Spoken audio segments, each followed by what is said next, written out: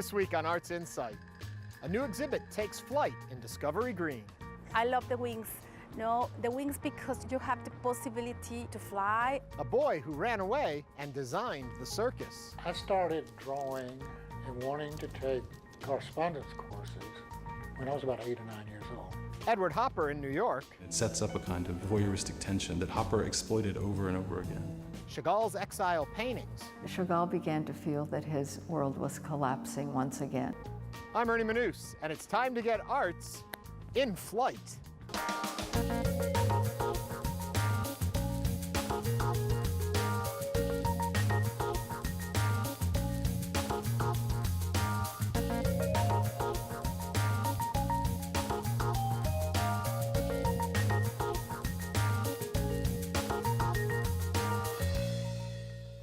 Welcome to Arts InSight, coming to you from Discovery Green, where they've just unveiled Wings of the City, an exhibit from Mexican artist Jorge Marin.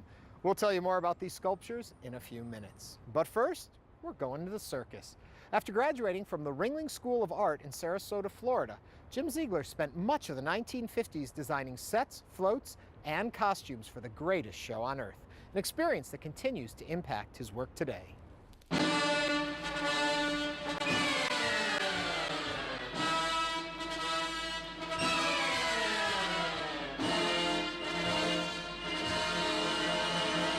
I'm Jim Ziegler.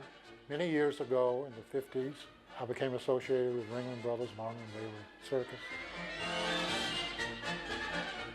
The circus inbred in me the appreciation of color and drama and excitement.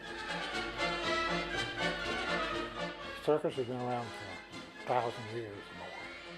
It was one of the earlier forms of entertainment for the popular people, just for the common people, to entertain them.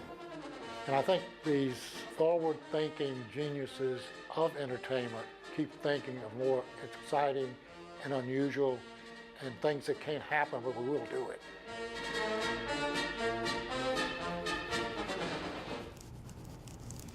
I started drawing and wanting to take correspondence courses when I was about 8 or 9 years old. And then when I got to junior high and high school, I drew myself through history. I'd read it, and then I'd go make a picture and showing where we were going, and what the costumes were, and what people were wearing, and I took it in, and I made all A's.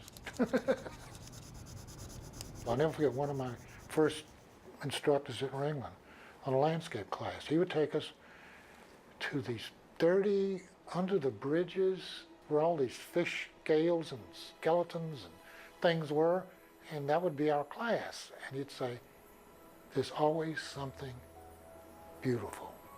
There's either a beautiful color there, or an unusual mix of colors. There's something that is art. So I think anywhere you look, you can see something that can become art, I think, that can be appreciated. And I think the creative mind just works that way. I don't know how my mind works versus other minds, but all my life I've been fascinated by things, pretty things. All artists, I think, whether they're doing it for the circus or for the theater, for movies or whatever, are doing a painting. Ringling always did 3 or 4 what we call spectacles, parades. They would introduce the next era from animal acts to trapeze acts to something else. And we'd come up with ideas based on historical things, based on mythology, you name it.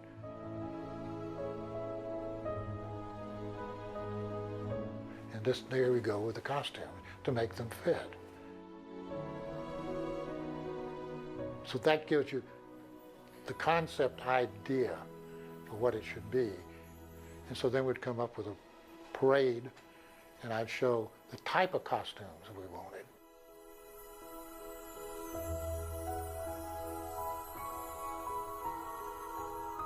Everything that's happened in my life, I didn't plan. They all were accidental, me being maybe at the right place at the right time.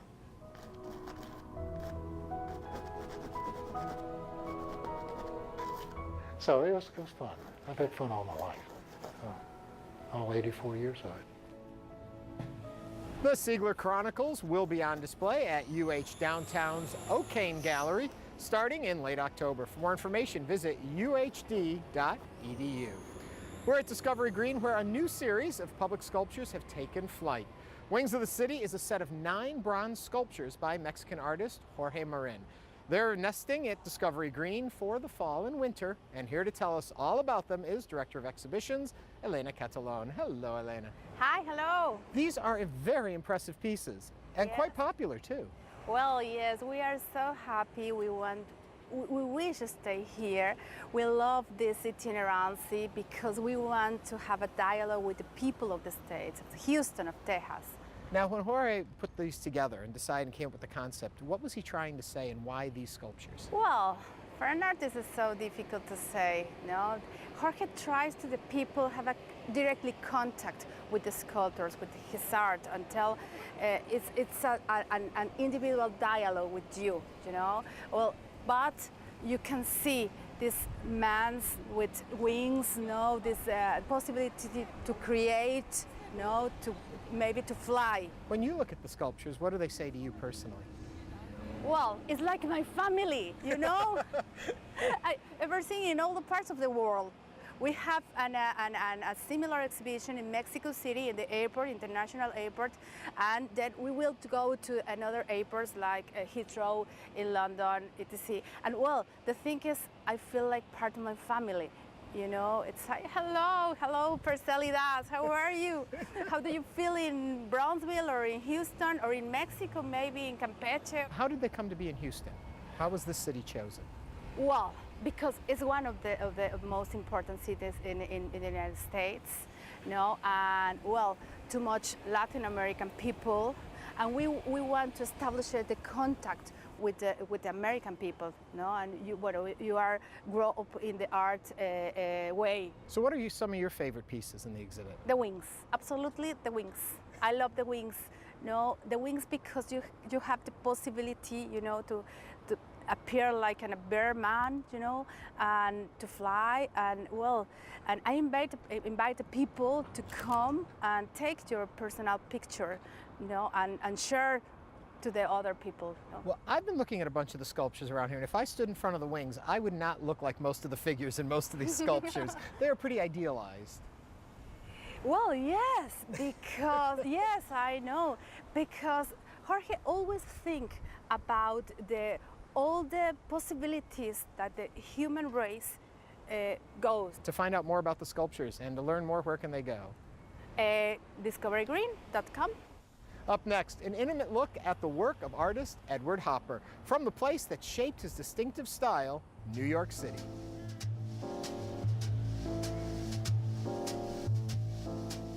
The thing I say over and over again with Hopper is that he worked from the fact and he improvised, and those are his phrases for working from nature, direct observation, and using his imagination to meld all the things that he observed in reality into something bigger and more universal. Hopper had a very long association with the Whitney Museum that started as a very young man. He had his first exhibitions at the Whitney Studio Club, and he had a retrospective exhibition toward the end of his life. It was his wish that his artistic estate come to the Whitney Museum because of his long relationship to the museum. It included over 2,500 works, mostly drawings. And the drawings allow you to get inside his mind, I think, and to understand how he put together his iconic paintings and how he used drawings to work out those ideas. Where you get that the most is New York Movie, because you have all the drawings that were done in the theaters in New York, and you have all the drawings that were done in his studio that were the synthesis of that observed reality. The theater that it's most based on is the Palace Theater, and it was closed, but it was definitely not exactly. The floral pattern on the carpet, the gilt column, balcony underhangs, the backs of the chairs were probably pretty much like they were in the theater. But the space is different. The space becomes more compressed. Kind of things that add psychological tension. The lighting itself, that kind of thing was changed. This is a room that Hopper moved into in 1932. However, he lived in this building since 1913, and he died in either this room or the room next door in 1967. So this is the space where he painted many of his most famous paintings. Hopper loved to walk around New York. This was a great spot to do that from. A lot of the places that he painted are, in fact, not that far from here.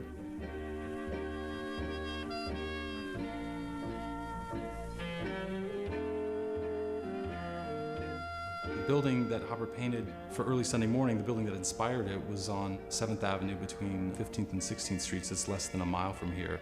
It was built in 1878 and torn down in 1938. So the important thing about that is that when Hopper painted it in 1930, it was already an old building. It evokes an old America. So he makes the painting about a kind of collective memory. Nighthawks was an amalgamation of 3 corners on Greenwich Avenue that meet at these wedge-shaped angles, and where you can sort of look through from one side of the building to the other in a kind of 3-dimensional triangle. I also believe strongly that the tip of the Flatiron Building was probably the main inspirations for Nighthawks, because the shape is very, very similar, and it's in fact not that far from here. And that was typical of Hopper. He would cull from these different things and put them together. Those 2 paintings together are important because one shows an old New York and one shows a new New York kind of overtaking an old New York. A lot of Hopper's work is about downtown New York, and I think Hopper was aware of that kind of distance you get in an urban environment where you're physically close to people but you're not engaging with them. In New York, you can be walking down the street at night and see in someone's window, and you're the spectator looking in on these people, but it's like they can't see you, and it sets up a kind of voyeuristic tension that Hopper exploited over and over again. Hopper's paintings are intentionally awkward sometimes, or the figures are awkward, or there's a tension and a strangeness or a discomfort that is part of the subject matter of his paintings. But I think there's something also deeply sympathetic with the people that he's depicting and their condition. I would hope that seeing the paintings in tandem with the drawings and the carefulness that went into both allows people to understand him in a different way.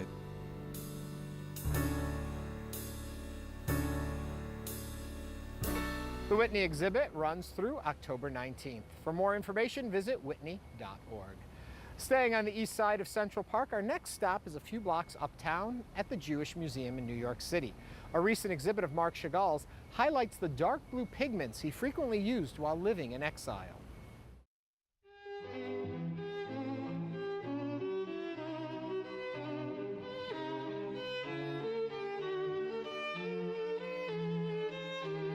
I'm Bella Meyer, and I'm one of the grandchildren of Marc Chagall. I was very interested in trying to figure out how he lived through the war times, and he didn't really want to tell us about it because it was too horrifying. And I always remember how he said that his way of fighting was like painting. And I'm really happy that Susan Goodman organized this very difficult show here on our grandfather's work during the period of the Holocaust and his exile in America. In 1922, Chagall and his wife and daughter left the Soviet Union to escape from the travails of the new Soviet regime. They moved to Paris, and France became his second home, and he was very happy there. This was until the middle of the 1930s, when the Nazi takeover of Europe began to occur, and Chagall began to feel that his world was collapsing once again, and he had to become an exile in New York. So his work was responding to all of these incidents during the 1930s and early 1940s, to the political situation, but also to his forced departure from Europe. The first theme in the exhibition is called Time as a River, and the concept of time, or the years flowing as a moving river, may have been important to Chagall in the sense that he left his family in Vitebsk and never went back. As a result, Chagall had to draw on his storehouse of images which keep repeating over the years, And I do believe it has something to do with the fact that he had tremendous nostalgia for the world that he had come from. The second theme in the exhibition is war and exile. There was violence and disruption which appears in a great deal of his work at this time. The most repeated image during these years was that of the Jewish Jesus.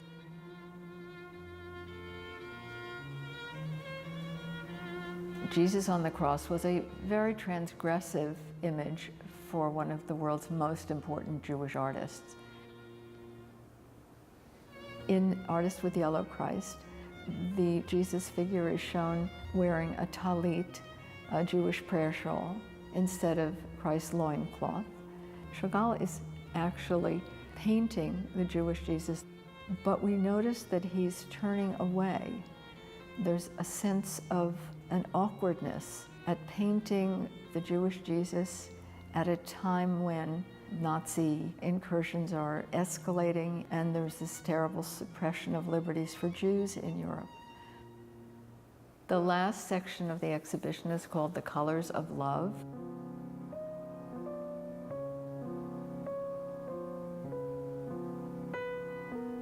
Between Darkness and Light is an extraordinary painting which provides premonitions of personal catastrophe that is to come.